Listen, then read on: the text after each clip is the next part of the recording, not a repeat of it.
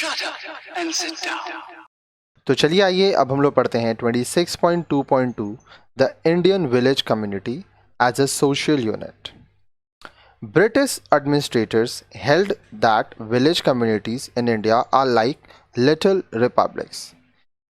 जब ब्रिटिशर्स हमारे देश में राज कर रहे थे तब उस समय जो लोग एडमिनिस्ट्रेशन संभाल रहे थे वो उनके अनुसार जो भारत में गांव में लोग रहते थे, जो समुदाय था, वो लिटिल रिपब्लिक्स उनको कहते थे.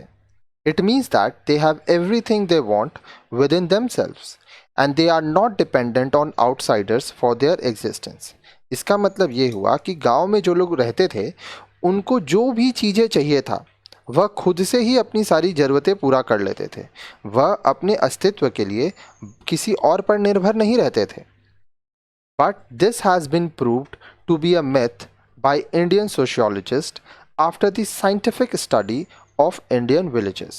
लेकिन जब भारतीय समाजशास्त्री रिसर्च किए तब उन्हें यह पता चला कि यह चीज़ गलत है, यह एक झूठ है. Village in India is an integrated unit.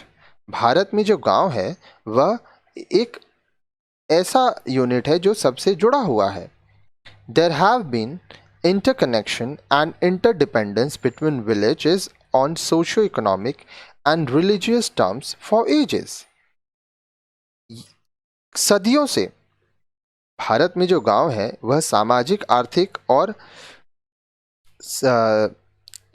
धार्मिक रूप से एक दूसरे से जुड़े हैं, एक दूसरे के ऊपर निर्भर हैं. A study of Haryana village indicate that at least 300 villages are linked through marriage ties. Haryana के गांव में जब अध्ययन किया गया, स्टडी किया गया, तो पता चला कि लगभग 300 गांव ऐसे हैं जो एक दूसरे से शादियों की वजह से जुड़े हैं. इनके बीच में शादियां होती हैं. Several consumption items like salt, edible oil, various tools, cloth and jewelry were not produced in every village. बहुत सारी ऐसी चीज़ें हैं जो कि हम रोज़ाना इस्तेमाल करते हैं, जैसे नमक, खाने का तेल, पहनने के लिए कपड़ा, ठीक है, फिर तरह तरह के औजार, फिर आभूषण. ये चीज़ें हर गांव में नहीं बनती हैं. All types of services were not available in every village.